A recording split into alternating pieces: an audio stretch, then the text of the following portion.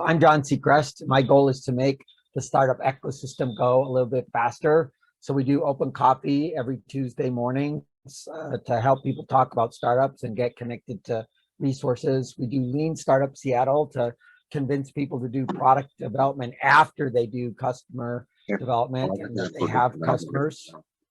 And then we do the Angel Conference to produce new angel investors.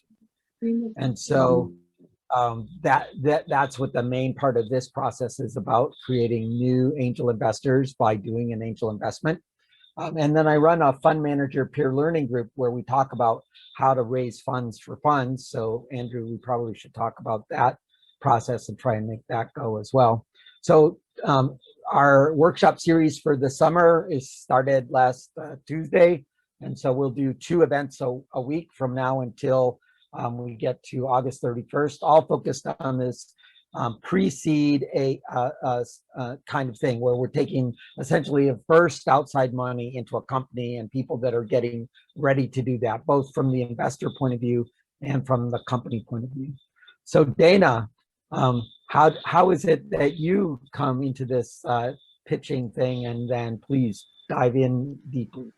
Okay, thank you, John. I'm really happy to be here. I'm very excited. So my name is Dana Sather Robinson. I'm a pitch coach, angel investor, and presentation skills trainer.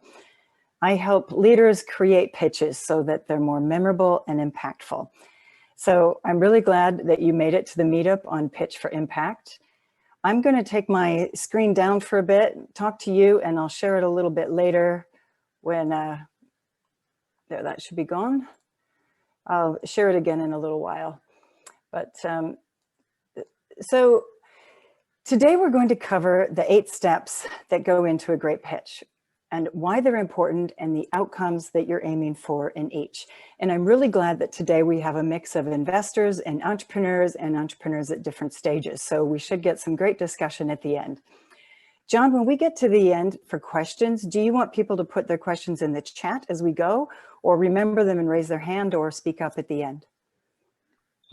Usually people putting questions in into the chat during allows you to adapt as you like, and then we'll open it up for discussion at the end, and then it'll be broader. Okay, super. So we'll have time for questions. So if you think of something pressing, put it in the chat or remember it for the end. My goal is that by the end of this meeting, you'll have a clear understanding of what steps to take to create a great pitch. There'll be a handout available, so if you miss a note, that's okay. I'm happy to send that to you. I'll also send you an extra handout as a gift.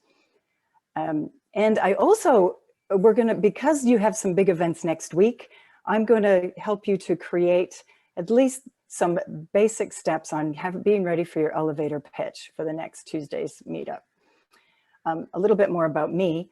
I created this content from 2 perspectives, that of an investor and a trainer of presentation skills. I spent many years training leaders and teams on how to present with impact. Most of that time I was working in Asia, living in Hong Kong, and then I also lived in London. I discovered over the years that the principles of good communication are universal to every language and culture. I trained people from many different countries and many different types of industries, and I helped people adapt the principles to their situation. So when I became an angel investor and I saw pitches, I noticed a few things. That most pitches could be a lot more effective if the content was more clear. And they could be a lot more effective if they were presented better. And I really wanted to give everyone feedback because I saw so much potential. Over the years, I've seen hundreds of pitches. I've seen what works and what does not. And I've offered lots of feedback, only when people wanted to listen, of course. So eventually I became a pitch coach, and that has turned into a business. So far, it has all been one-on-one. And over time, I realized that my calling is to help entrepreneurs succeed, to reach more people who need the help. I want to be able to do more than just one-on-one because I believe in entrepreneurship. Entrepreneurs solve problems, have great ideas, provide jobs, and it runs in my family. My grandfather and both my parents were entrepreneurs, and their businesses had a great impact on my hometown. So then I became an entrepreneur. So I figure if I can help entrepreneurs succeed, I'm doing my part in making a positive impact. So I've created this content that can be taught online in order to reach more people, and that's why I'm here. So think about why you're here. If you could give great pitches that are effective in getting your main message across and develop a connection with your listeners, how would you benefit? So now let's talk about raising money from investors. So we're here because pitching for investor money is a very distinct process, and it's a bit mysterious if you've never done it before.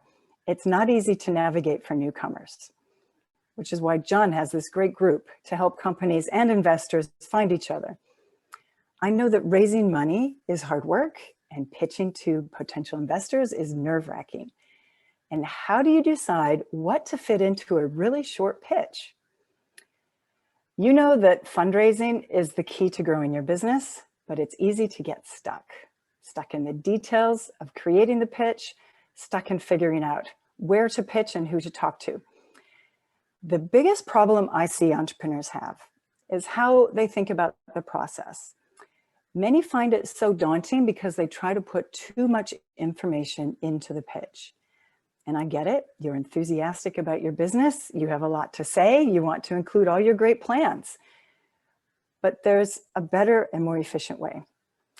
Because the purpose of a pitch is to start a relationship. Give the potential investors the information they need so that they can understand your business and want to learn more. It's important also to make a connection so that you show that you're authentic, capable, and committed to your business. One problem is that you're an expert.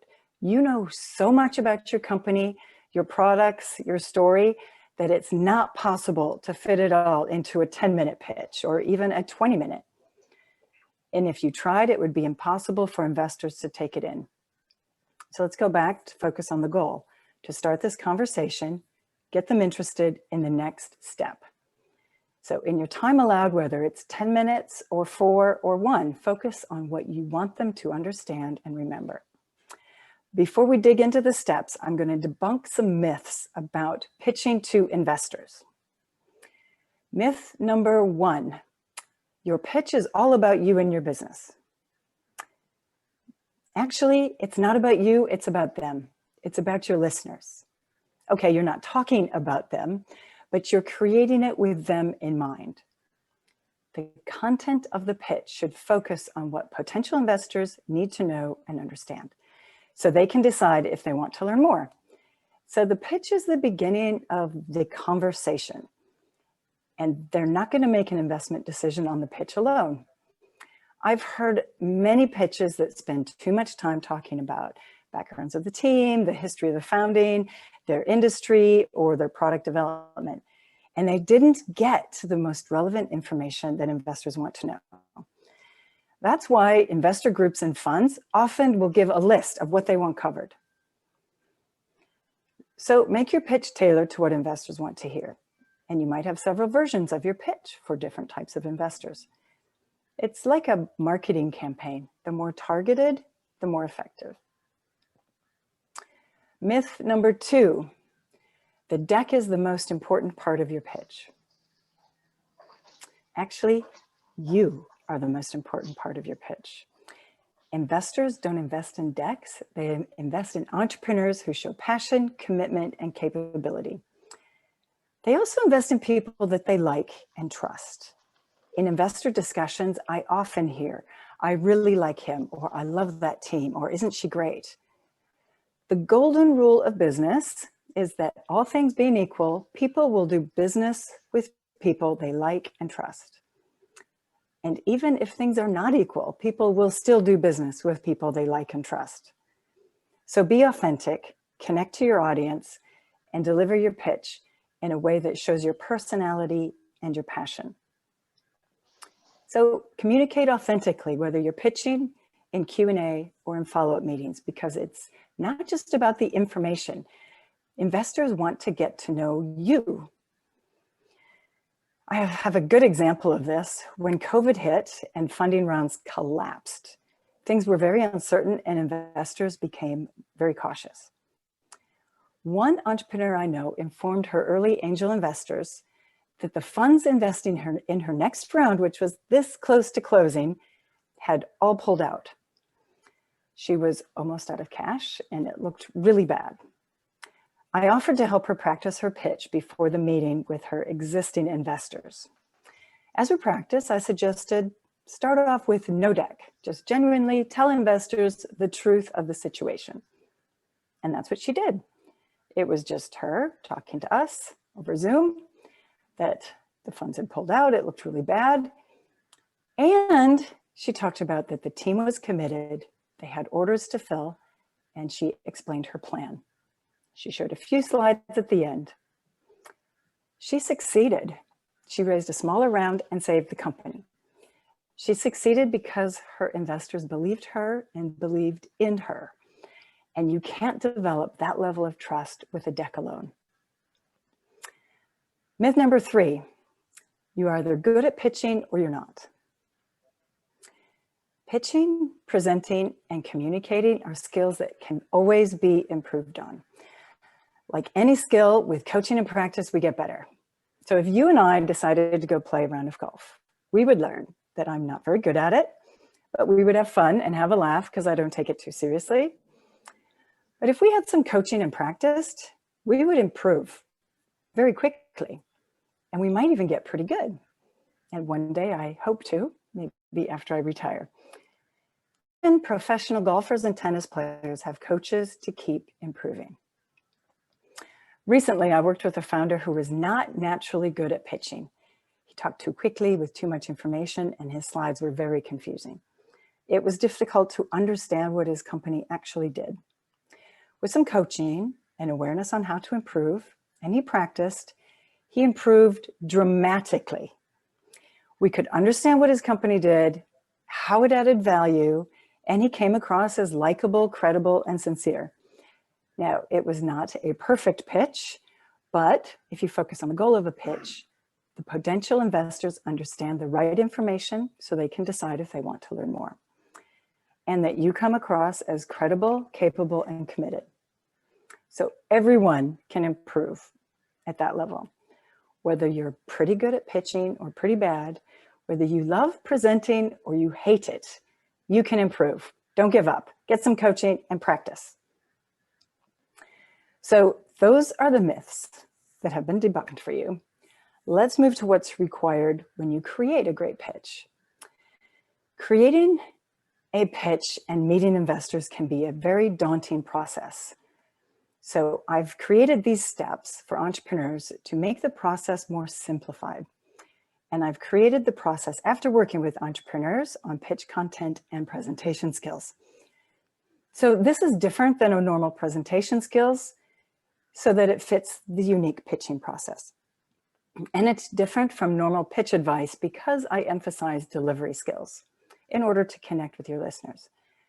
And I've put these steps into a training program of 8 different modules so that the work is chunked into digestible, actionable steps.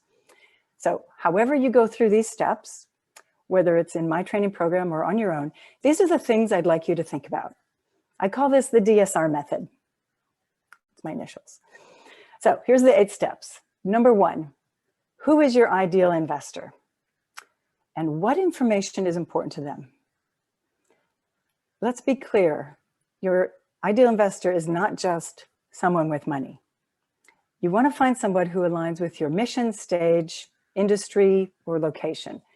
The right investors will understand your market, support your mission, and refer other investors or customers.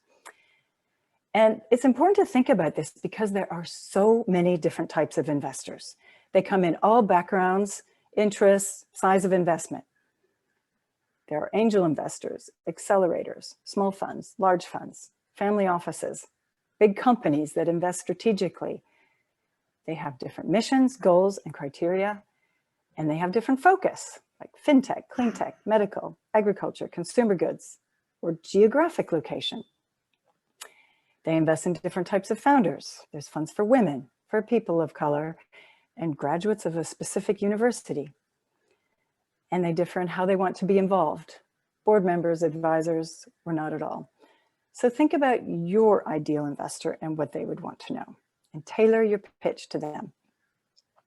The outcome of this step is that you have a clear understanding of your ideal investor so that you're more successful at appealing to them. The process I use helps you to brainstorm and describe your ideal investor. Thankfully, there's quite a bit of information that most investors they all find important. So I'll just go over some ideas now. For me, it's very important that you have a viable product or service that solves a problem for your customers, and that you have a clear go-to-market strategy to reach those customers, and you have the team to do it. So this implies that you know your customers, what they want, how much they'll pay, how to reach them, and how much it will cost to acquire each new customer. So I'd now like other investors on the call, like John and a few others, would you please type in the chat your top 1 or 2 criteria that you like to learn about in a pitch? This will give you entrepreneurs some insights on where to start as you prepare. Step number 2, what is your main message for that investor now that you've clarified who they are? Because you want investors to get it, to understand your business, to show how your mission and goals align. So it's important to give a clear idea of what you do in your introduction. If potential investors really understand what you do before you dive into the details, the rest of your pitch will make sense and feel relevant. The outcome of this step is a clear elevator pitch for investors that you can adapt to different situations. I use a few different formats for investor elevator pitches to help you create this. We have a big event coming up next week. Let's create an elevator pitch that you can use. You will have the opportunity next week to give 1-minute pitches with no slides and a 3-minute pitch with slides for those selected. So I want everyone on this call to have the best elevator pitches. Now, it's important in an elevator pitch that you make a few things clear: what you do, how you benefit your customers, and that you have a plan and the right team to succeed. So let's brainstorm a little bit. Take out a piece of paper and write down a few phrases of what you do, what your business does.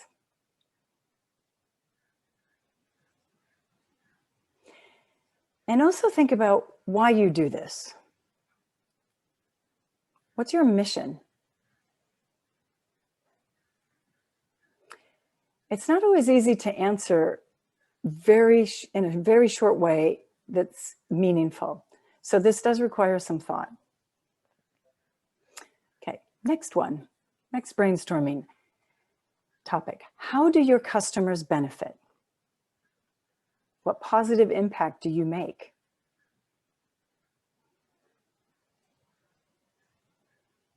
So once you have a few ideas there, let's just start with this simple format. I call it the I do so that. So I do, write that down, and then you fill in what you do in 1 or 2 phrases. So that, and then put 1 or 2 benefits. So here's an example of a really short one. I do pitch coaching so that entrepreneurs give pitches that are more impactful. That's a tiny one. So this is just a start. The next steps will help us to fill in more of the details. Which brings us to step number 3. Brainstorm on the content of your pitch. It's important to brainstorm before starting on slides. Our brains need space to think of ideas without distraction by other details such as background colors or fonts or what images to put where. It's important to give yourself time to brainstorm before diving into slide design. You can use paper, whiteboard, Post-it notes, or just talk it out with a friend. But do your brainstorming before you turn on your computer. I use a brainstorming method that works great with all types of presentations and pitches to help generate and clarify ideas. Doing brainstorming first will save you time overall. So let's go back to your elevator pitch. What other information about your company is important that would be relevant to investors? You might think of market size, or new technology that you've developed, or urgent problems that you're solving. Perhaps you have new customer traction or contracts. So there's lots of examples that you can put here that are relevant to you. So now that you have lots of ideas, let's give them some structure. Step number 4 is develop the structure of a pitch. A well-structured pitch is more focused, and it reduces the clutter of TMI, too much information. So if it's more structured, it's a lot easier for your listeners to remember, so therefore it's more impactful. The outcome of this step is a clear and focused outline so that in every section of your pitch, you're clear on what's the most important information to use. The tool I use here helps you narrow down the most relevant information for each section. And this can be adapted to different situations. So let's look at your elevator pitch. If you've done some brainstorming and you have some notes, put those in order of, number them in orders of importance, right? 1, 2, 3, 4. Just jot down which is the most important. So after you do those steps, you'll have a rough draft of your elevator pitch and some information in order of importance that you can add to it, depending on how much time you have. So that's your hope after today, is to do some more brainstorming, refine the information that you want to put in it and edit it, and then practice it. Which brings us to step number 5. The next 2 steps talk about delivery. Step 5 is communicate with power and warmth. Being authentic in your delivery makes it easier for your listeners. They find you easy to listen to and more memorable. So it's important to look natural and show your enthusiasm. In this step, I teach delivery skills such as pace, voice, and eye contact, and others. The outcome of this step is to be natural and to understand your own style. So once you have worked on your elevator pitch and the content's more refined, practice it. I recommend you practice it out loud. Record yourself and work on your timing. And then watch yourself. Do you sound natural? And how do you look? Which brings us to step number 6, executive presence and body language, even online. Make a powerful first impression. First impressions are made in seconds. People decide very quickly if they like you, trust you, or if you're an expert. So don't leave it to chance. In this step, you'll learn to be aware of the impression you make, both online and in person. Learn the do's and don'ts in body language.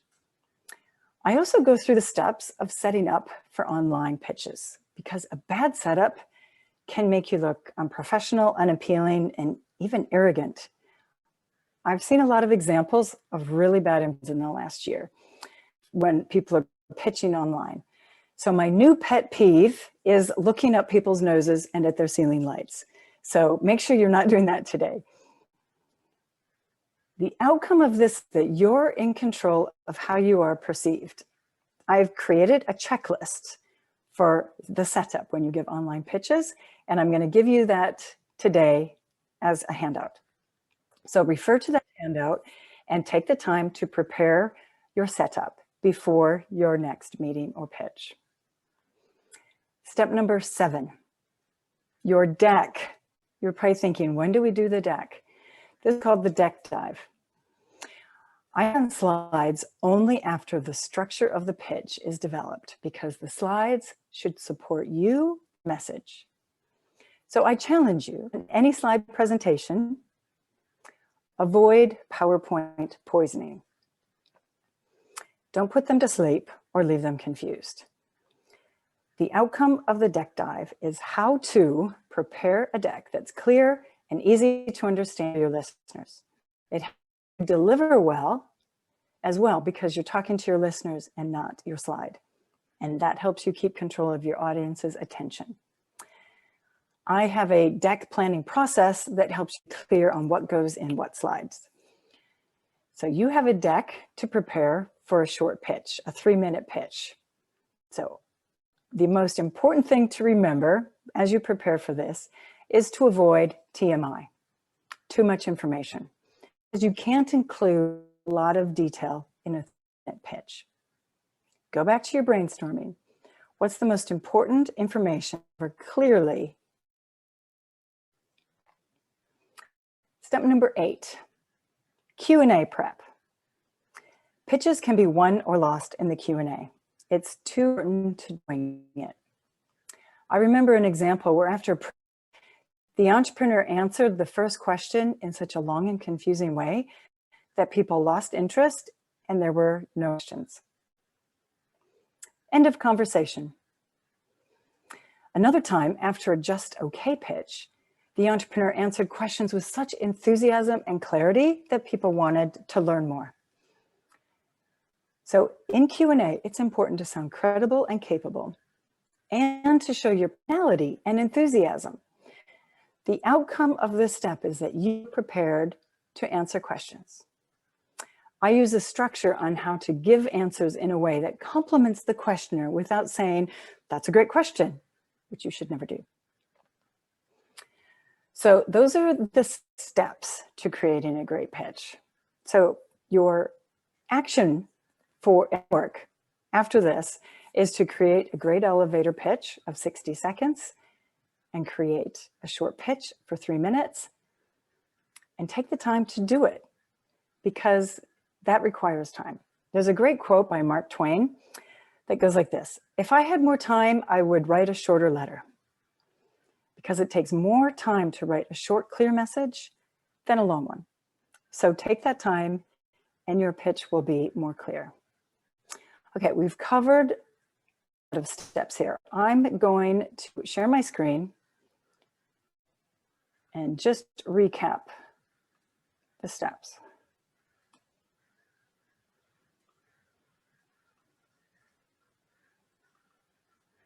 Okay, the 8 steps.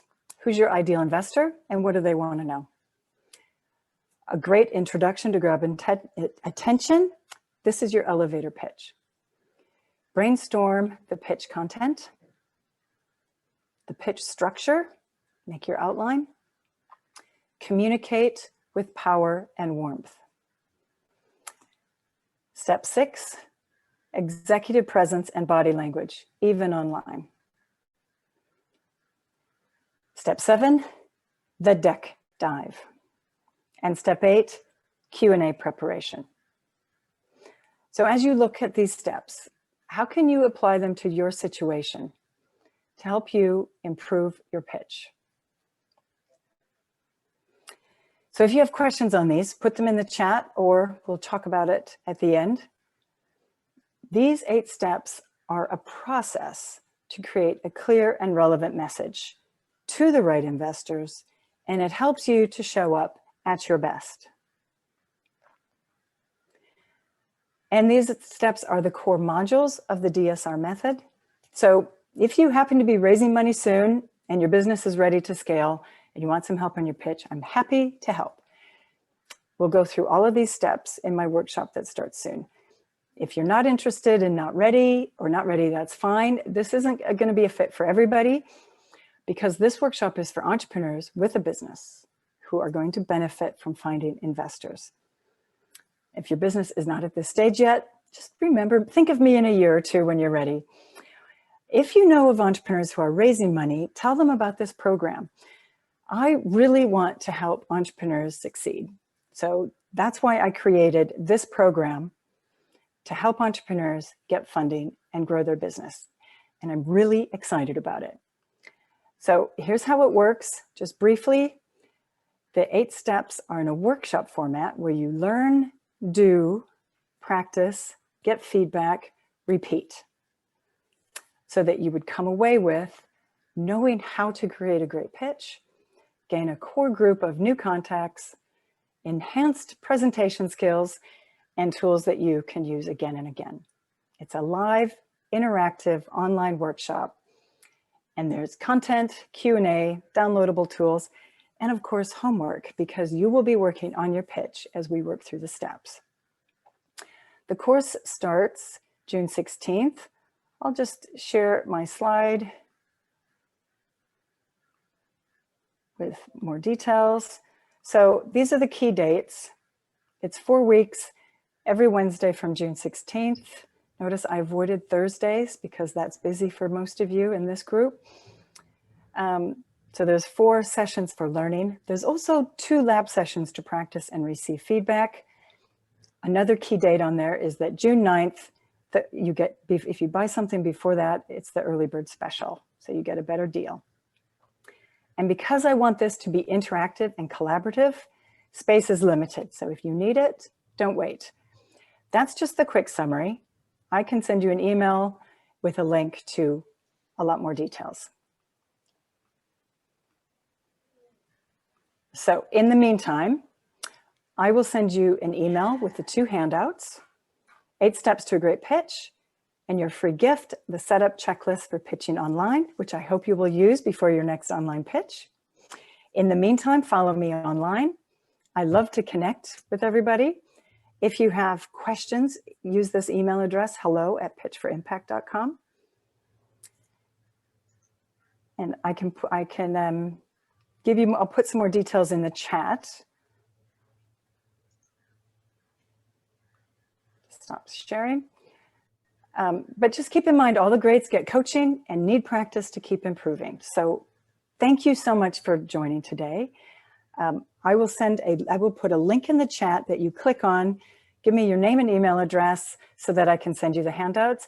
Otherwise, I don't have your email address. So that's important. But before I do that, who has the first question? And John, were there some good questions in the chat we should address first? So Henke had a question about step 3. He's not understanding the content generation part of the brainstorming thing, I think. Henke, do you want to speak to that? Yeah, I'm just curious about brainstorming things. Who will doing the brainstorming? The investor or something? I'm not sure this way. No, the brainstorming is a step where you brainstorm on the content of your pitch, because there's a lot of potential information to go into a pitch. And if you only have 3 or 4 minutes, or maybe 10, it's important to be very clear on what information. You can't tell your whole story in the pitch. So if you take that time to brainstorm on, these are the things I want to put in that are important in this time allowed, right? To talk about what you do, who your customer is, how you benefit them, perhaps market size, perhaps more information on your product. So there's a lot of information that only you know about that you can decide what should go in my pitch. Okay, thank you. You're welcome. Who had the next question, John? There were not a lot of questions in there. Okay. I see Deborah asking, can you make a distinction between pitch decks that are requested as part of an application and those pitching with an audience listening? And so I would definitely say that they may have the name pitch decks, but they're not the same thing. So Dana, how do you deal with over the transom pitch decks versus in-person pitch decks? Yes, I agree with you, John. You always to keep in mind on who's going to be reading it. So if somebody's going to be looking at your pitch deck and you're not there to deliver it, it's important that it can stand on its own. So the pitch deck that you send in your application will have more words on it, we'll have more writing, and we'll make sure that it explains each slide, each topic with clarity. Briefly and clearly, but complete ideas. Then when you're pitching, of course, we don't want our audience to get distracted by our own deck. So that's where we take out a lot of the details so that we explain it in our own words, and what's on the deck backs us up, whether it's visually or with bullets or buckets of information or a great graph, but that would support our main message as we're explaining it. I find that when I think about the pitch deck process, that if you include in the speaker notes what it is that you wanted to do, and you give the pitch deck that you would give in person, but with the speaker notes as the over the transom, that you can control that a little bit and have the same material. However, pitching is about the specific audience that you're talking to, not the general audience you're talking to. And so you're probably changing and editing your pitch deck for the context of that company, that person that you're talking to. So taking and generating a generic pitch deck with speaker notes that you then throw at 1,000 people is the exact opposite of building a relationship. And so Exactly. you need to be building relationship, not you need to be throwing crap at people's faces. Exactly. And that's why it's important that people clarify who the potential investor is. And that way they are then sending the information that will be relevant to them. For example, I'm in a group called E8 Angels, and so is John Deck. So it's nice to see you, John.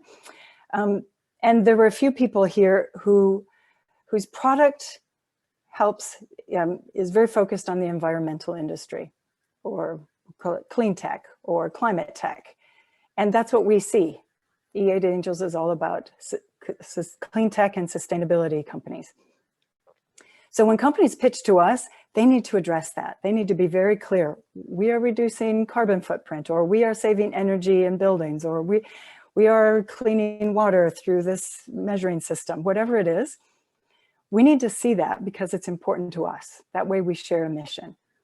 To a different investor that's only focused on the technology and the financial return, that part might not be as relevant. So it's always important to tailor it. So you might have many, many versions of your deck.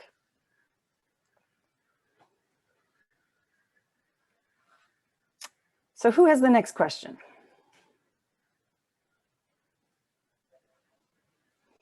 I get a lot of questions about Q&A prep. Right? How can you prepare for Q&A when you don't know what is going to be asked? So this is where it's very important to prepare and think of possible questions, but to practice answering in a very concise and clear answer, kind of like an elevator pitch, short and clear, because we want this conversation and interaction with our potential investors. And the more questions that we can get to in that short amount of time, the more interaction there is. So it's important to practice giving the short answers. And then if you have a question you haven't prepared for, you've at least practiced the method. So Deborah asks a question about outlines for full standalone pitch decks. Is there basic content that needs to focus on pitching in person? And so let me put my 2 cents in here. I think every startup should do a lean canvas, and I should be able to extract from whatever story you're telling in your 3-minute pitch, and probably most of the 1-minute pitches, most of the 12 boxes in the lean canvas. In addition to those 12 boxes, I expect to know something about your market size, something about your go-to-market strategy, and something about your team. So those 15 things are, I think, the bones, the skeleton on whatever your business is, and I should be able to get that. And I posted a picture in here, which is the Jeffrey Moore version of that stuff, which basically drives that thing. You need to get to the core of that. And then a lot of what Dana's talking about is talking about putting the meat onto that skeleton so that it's interesting to look at. And so you have to answer the core question. It may only take 2 or 3 sentences to get to that. But if I don't believe that there's an interesting market, and I don't believe this team is the team to do it, and I don't have any sense of traction, then why am I listening again? And I'm done listening by the end of 7 seconds, right? So Dana, what core things do you think need to be in an in-person pitch? Yes, I agree with all of that, John. And there is, and Deborah, to answer your question, there's a lot of outlines out there. And the important thing is to adapt it to that group. So a group will often send you an outline, problem, solution, market, blah, blah, blah, product. And they want you to cover all of those. Yeah, but those outlines come from the application process, which I think is different when you finally make it to the group and you're pitching. Or is it the same? I mean, I can pull you up a standard outline. These are all things in the pitch, but it's kind of ad nauseum to go over all those details, your IP or whatever, when you're in person. I think those are things that people are interested, they will pursue, not in this, face to face. Well, actually, it's important to keep in mind, only a smaller group will review your application. Mm-hmm. They then decide, would this group be interested in hearing more? Mm-hmm. So when you talk to a group, assume that they have not seen your presentation. Mm-hmm. Yeah. Tell them these, obviously you've done your research on the group and you know that these are the kinds of things that are important. And based on the application, these are the things they wanted covered. Make sure you cover that in your pitch. And yes, you may think that it's ad nauseum to cover all this information about your IP, but remember, there's short answers, like a great elevator pitch. Yeah. Your IP strategy might just be, we have 5 patents and trade secrets and a really strong IP strategy. Next slide, because there's not time to explain what each patent is about. Yeah, right? Well, I've seen some great outlines. So then we're saying there isn't a distinction between what you sent. Oh, it's just in the style of the charts. You have to include all the same information, but one version has to stand alone and one version has words to it, or you're speaking to it. You're shaking your head. Deborah, let me be inordinately blunt. Thank you. It matters who the audience is. Okay. When you pitch to SAC, the audience is the same, whether you're doing the 1-minute pitch or the 3-minute pitch or the finalist pitch. It's the same group of people. Mm-hmm. So then it starts to be ad nauseum because they all had to be in the same room over and over again.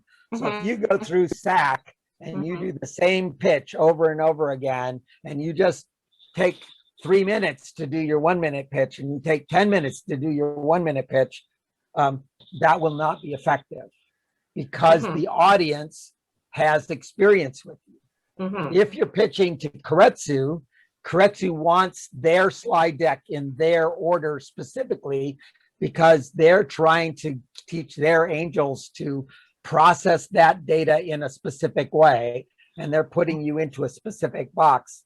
And when the screening people look at it, that's a different group of people than will see the second pitch, which is a different group of people than will see the third pitch, right? So the pitch is essentially new to the audience each time. So the answer is, who is in the room? What do they know now? What do you want them to know next? How will that get you to the next meeting? It's a path.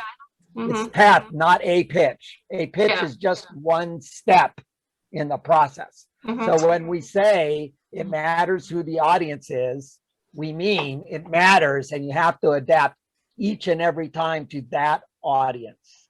So who will be in the room when you pitch Alliance of Angels? It will matter if you know, and you should know, because you have done your homework on them and you know who's probably going to be in the room. Well, I appreciate that, John, your directness, and I appreciate the comments in the chat, because I think it is about recognizing the sequence and what you need for that point in time to get to the next point in time. And so you adapt. The outlines are full. You have to have all this information, but how you convey it and the format and style with which you convey it changes every event, every audience. Thank you. Exactly. And then when you get to the question time, you've been asked that question before, so you've developed a slide for it. And so that slide is sitting in your appendix slides, and you have a 500 slide deck, or actually you have a 50 slide deck of which you show 10 slides, and then you keyed them up to ask you specific questions, which you then had a slide for in the appendix, which you could then show to them that answers the question you expected them to ask you, because that's the logical next thing they need to know to get to the next step. It's been a very helpful conversation. Thank you. Hey, Dana, I have a question for you. Yes. Do you have some maybe like the top common mistakes that you see people who are just beginning this process, and kind of the low hanging fruit that you most often say, okay, if you're pitching to investors, with you got to stop doing that. Yes. I would say the most common mistakes are first TMI. They're too much information. Either they're trying to cram so much information in the short amount of time that it becomes a blur. And then the most important part is not clear. And the second biggest mistake is that even if when they're talking, they manage to keep it nice and concise, the slides are just too busy. So we have to adapt the slides to the situation so that they support what you're trying to say. I saw somebody not long ago try to put a spreadsheet on the deck, and I was like, no, what's your message? If your message is, we expect revenue to do this. If your message is that when we get to EBITDA, we're a target for being purchased. If your message is that profits are going to do this, then that's what you show. That's what you say, and then you use some sort of visual to support that. So those are the two biggies that I see, is that they're not focused on what's my main message on this slide to make it clear. So one of the exercises that I like to do with that, to solve that specific problem that Dana's talking about, is to use the Ignite process. So Ignite is death by PowerPoint as entertainment. It's 20 pitches. It's 20 slides per pitch, 15 seconds per slide, auto advance. And if you make the slides without any text, so you have an image and then you speak to that image, and you have 15 seconds to speak to that image and then go to the next one. It forces you into sound bites, first of all. And second of all, it forces you to get an image that supports what you're saying. And so that process then causes you to chunk things down into pieces that you can then string together as a set of pearls that walk people from being unaware of you to wanting to have the next meeting. That's the point of the pearl necklace. Don't know about you to, oh my God, I want to know more about you. And that process needs to have sound bites. So how do you get from, I have all this crap in my head, down to that stream? And if you force yourself into an Ignite process, you can then take those pieces and put them into your regular pitch. Yeah, that's particularly a great way to practice, whether you want to use it in a live pitch or not. But if you practice your timing that way, you know exactly how long your pitch is going to take. It feels a little bit intense to the investor when you do it as the way you do it. They get a little bit of shell shock when you do it that way. So it's a good thing to practice, and you might use a little bit of that in a pitch to rev it up in certain spots, but there's some slower pacing later on that you probably want. Other questions? Andrew, you want to ask anything? Yeah, one quick question. The use of appendix slides. I certainly agree with Dana, by the way, thank you very much. Good, really good content. What's your feeling on if you have a really sort of sparse is maybe the wrong word, but a really trimmed down amount of content on your slides, and you've got between 8 or 12, your 8 or 12 impact slides. Do you generally tell people up front when you do the pitch, look, I'm not going to cover everything. I've got some slides in the back of the deck that we can go over afterwards. But how do you handle just the fact that you can't cover everything, but there's some key things that you have additional time to cover at the end? I don't think you need to tell people that, because they know. They know that in 4 minutes or 10 minutes, you can't cover everything. So But like in a 10-minute pitch, you can usually cover every topic that they ask for in the outline. In a 3-minute or a 4-minute, it's much harder. So don't waste any words on apologizing or giving excuses. To just say, just start with your elevator pitch, explain your story, get out your key content that you need to get clear. And then when you get to the Q&A, if there's a lull, you can say, I have some appendix, just explain some key questions if that helps. But don't start off with that. They know it. Gotcha. Thank you. Yeah, when you've kind of won the communications process, so an investor really wants to dig into it, you'll have plenty of time to have those conversations because they're going to want to do diligence. They're going to want to see the product up and down. They're going to want to see your financials. They're going to want to see your IP strategy. They're going to want, I mean, don't worry, you'll have time, but you have to get past the first steps of, forming the relationship and providing them with the reason why they'd like to hear more.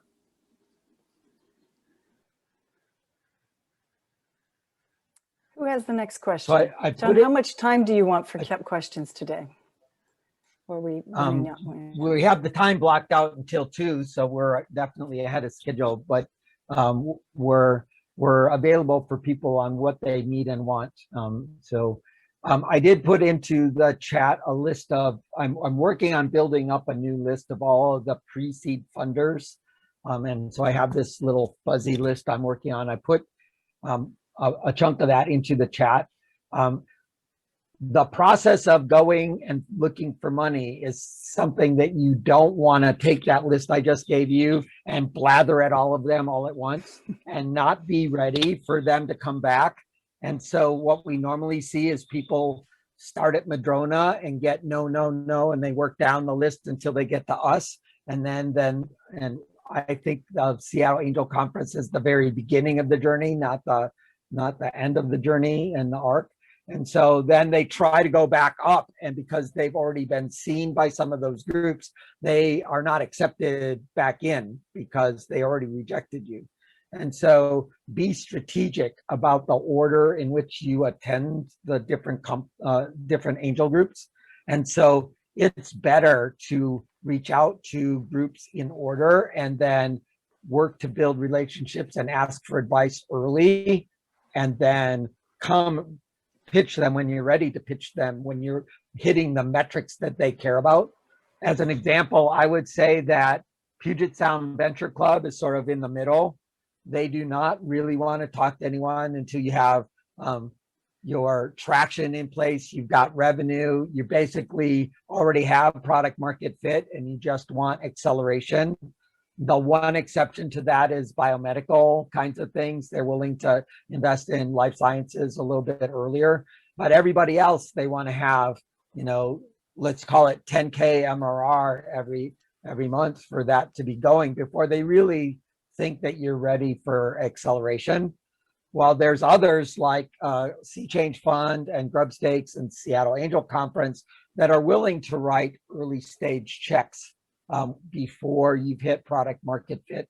They still, all of them want some hint that you're close to product market fit, but they're willing to write earlier, smaller checks. E8 is the weird one. E8 is weird because they're mission oriented. And so they don't care really if you're a tiny, small one, pre-product market fit, or you're accelerating and you're almost near Series A. They'll write both sets of checks with some frequency. But everybody else tends to narrow down on a specific size check and a specific engagement. And so be strategic about when you sort of go to the top half of the angel groups versus the bottom half of the angel groups. And I would not go for Madrona or Voyager or Trilogy or any of the venture capital ones until I've sort of gotten clear on what the metrics that they care about is. That is exactly right. You really want to make sure that when you're talking to a group, you're ready for that. Some groups will tell you, come back in 6 months or a year. We've done that at E8.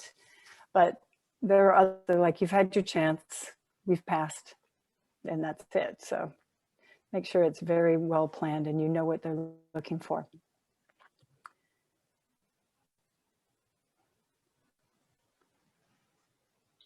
Any other thoughts or questions from?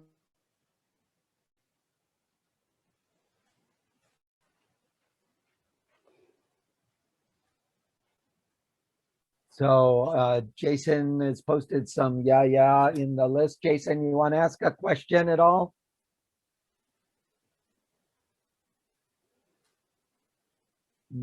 Jason. So Jason asks, what is the worst things you've seen in a pitch?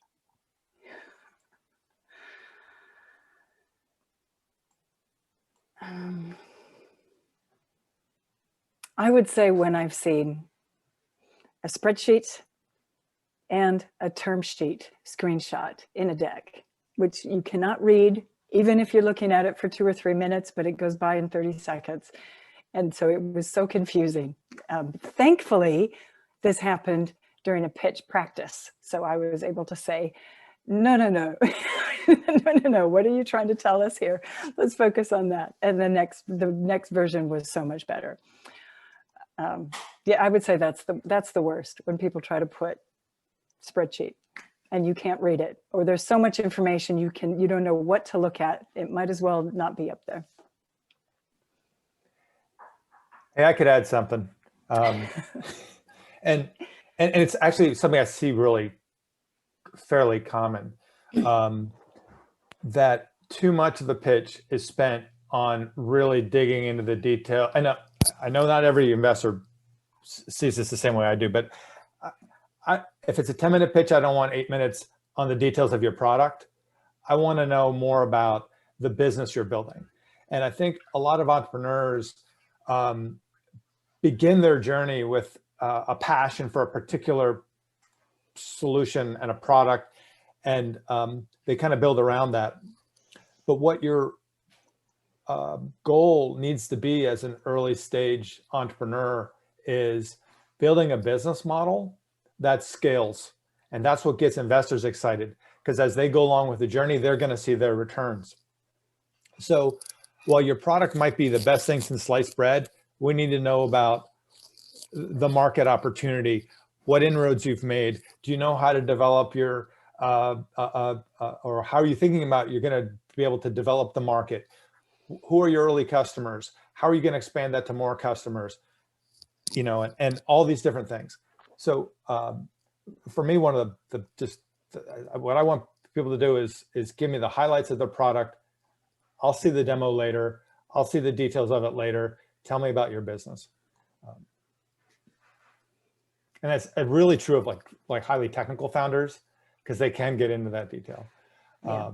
They get very excited about their product and their technology. And we'll get there, and it is an important conversation to have. But it needs to be balanced in the beginning with the other aspects of the business you're building. So we know that pitches need hooks to get attention. So at the beginning, you have 6 to 7 seconds to sort of get everybody's attention and get them focused and going. And so in the slide deck, you know, you have the waiting slide, which says enough of who you are and where you are as you're waiting for the room to settle and fill in.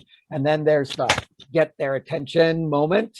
And to follow in on this question of one of the worst things that you've seen, one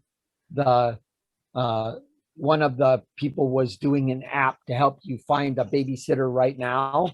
And they did their pitch by bringing their kid who was crying up on stage and trying to do the pitch with the kid in their arms as a way to demonstrate the need for the app, which was truly creative and truly useful. However, it was so uncomfortable for everybody in the room that it zeroed out any opportunity for them to go anywhere else, because it resonated for their whole pitch so hard that nobody heard anything about what they were doing, even though it was only like the first 10% of the talk before they took the kid off.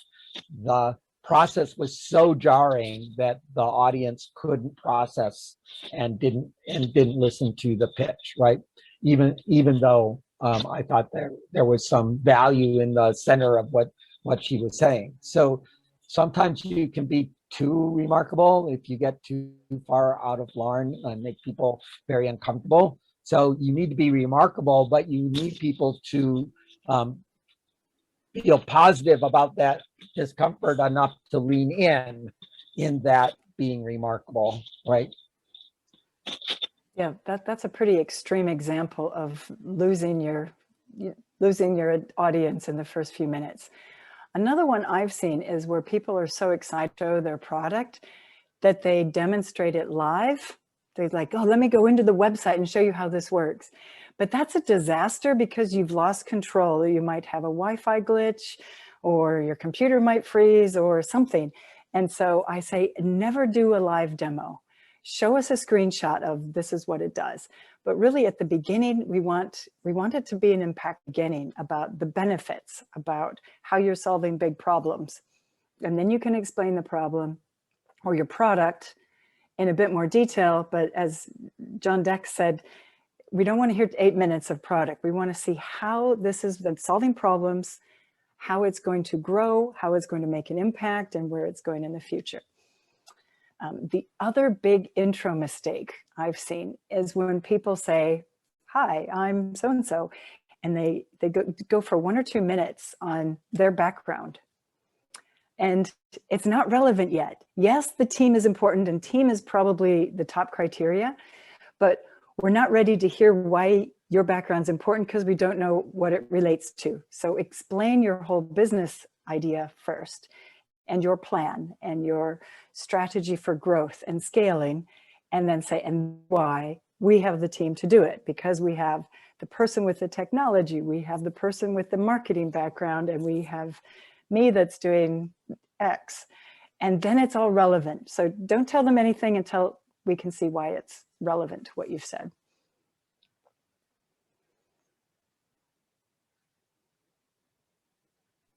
Kevin, you joined us a little bit late. Do you have any questions?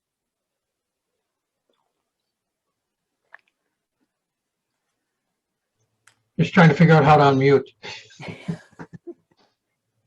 Speaking of technology not being your friend, yes. No, it's Well, just, it's switching from 3 meetings of Google Meet and 2 of Teams to Zoom now. So it's, no, I don't have any questions. I found at least the parts that I was able to participate in pretty straightforward.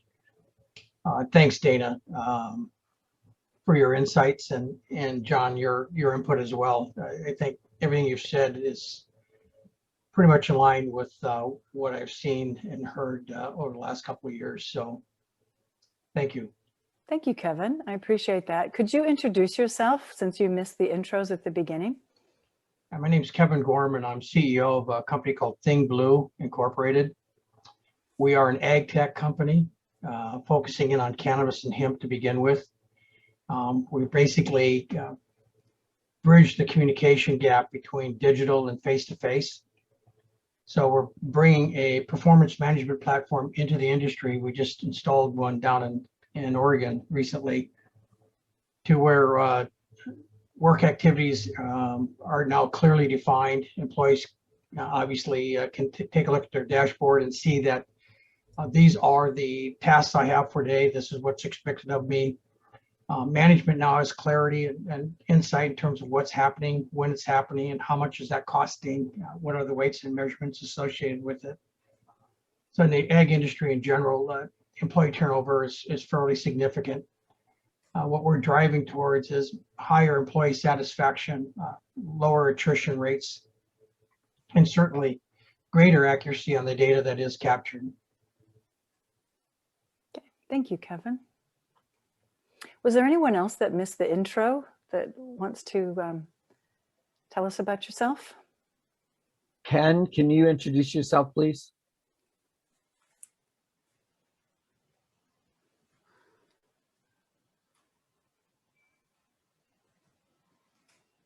Not hearing you, Ken.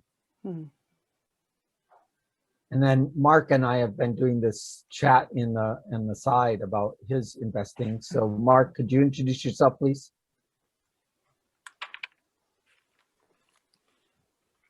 Ken says he's in a noisy area. So Mark, look forward to hearing about you.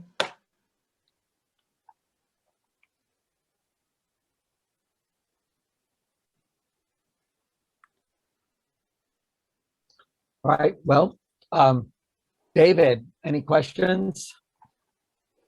And don't forget, if people have to drop off early, make sure you click on the link and get me your email address. Oh, excuse me. Can you hear me? Yeah, we can hear you, Mark.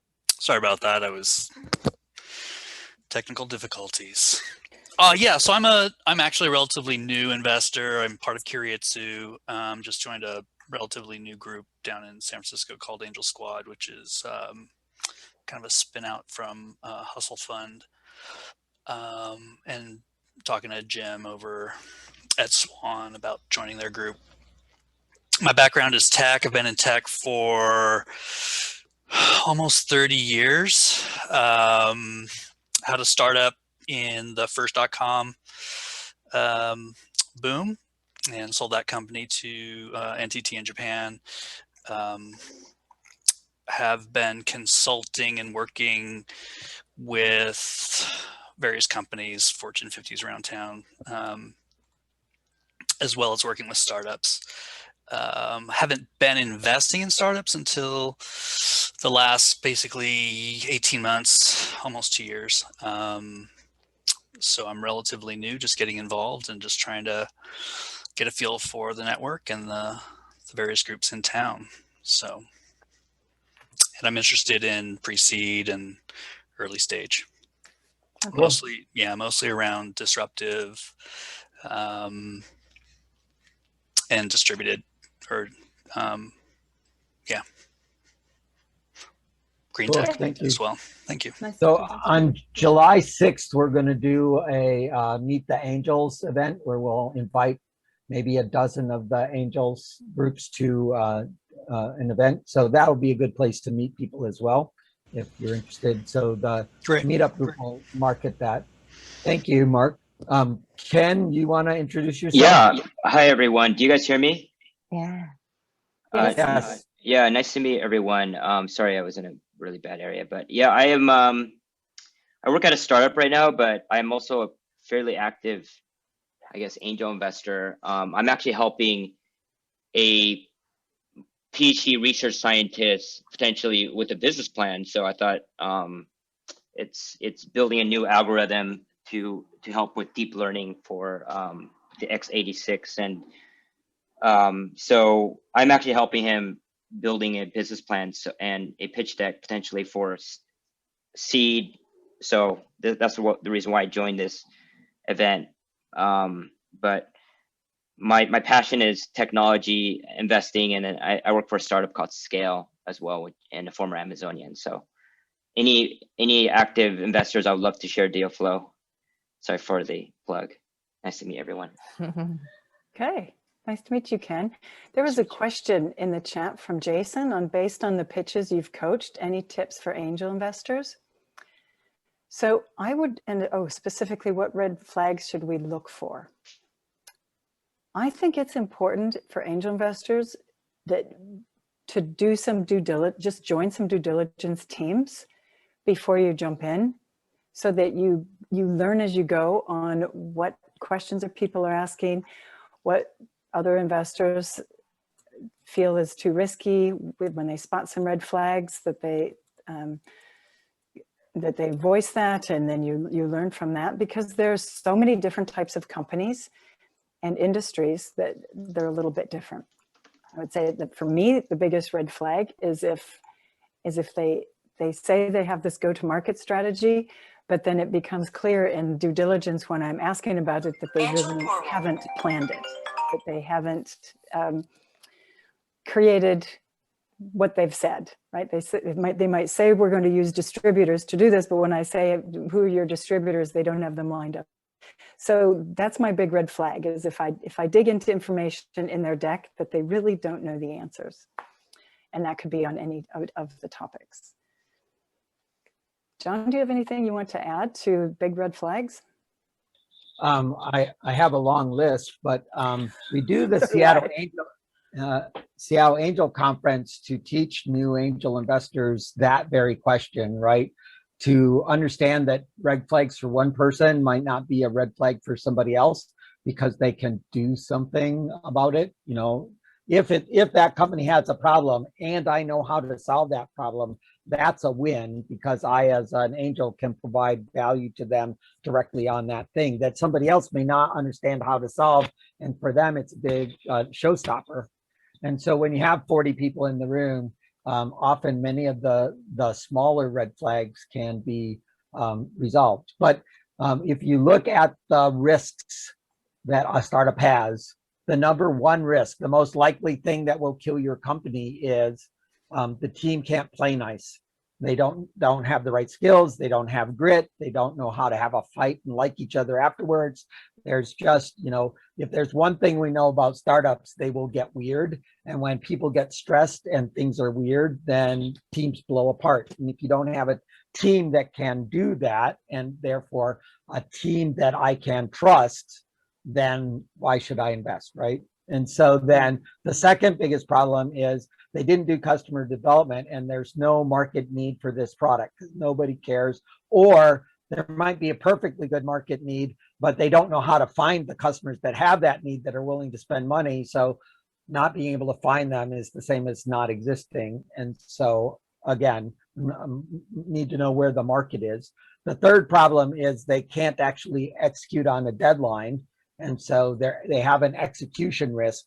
And then they have a financial discipline risk, because the number one thing that will kill the company is we ran out of cash. Great team, they all love each other, they like writing code and delivering on time, and they can't manage their money worth beans and they run out of cash, right?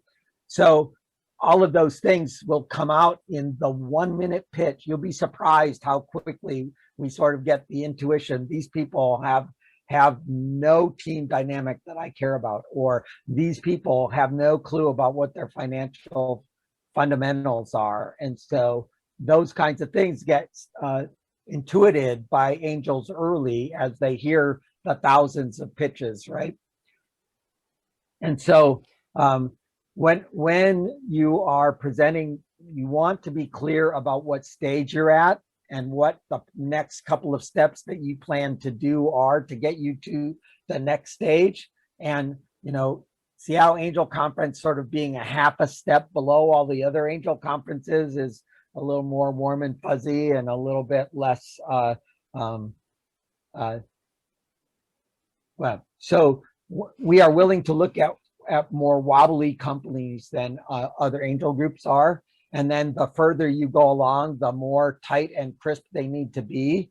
And then when we get to Keiretsu, which I think is the end of the angel groups in Seattle, they really want to function as a Series A investor if they can. They'll do angel deals that are less, but if that group can pull together a couple $1 million to engage in a really great company that's growing fast, they will do that. And so I would see them as the other end of the angels before you go into the larger VCs. And so what they need and the crispness they need is different than what the early stage angels need, right? And so red flags will vary dramatically. So how fuzzy your financials are can change from where Seattle Angel Conference is to where the Keiretsu people are, and there's many steps in between those. Mm-hmm. Yeah, then there's, I also really like to narrow in on their use of funds.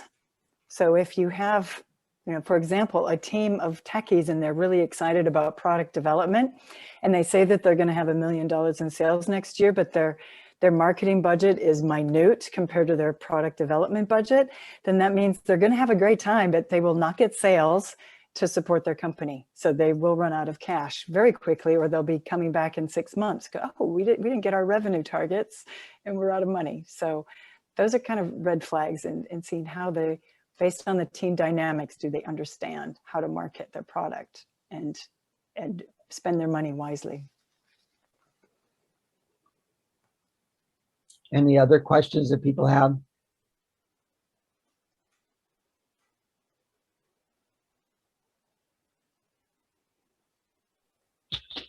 I'll take that as a no and use that as an opportunity for us to settle into what our next thing is. So if you go to the meetup.com/Seattle-Angel website, you can see the workshops. We have 26 of them that will go through now until the end of August. We will continue with the Thursday ones all the way through the fall.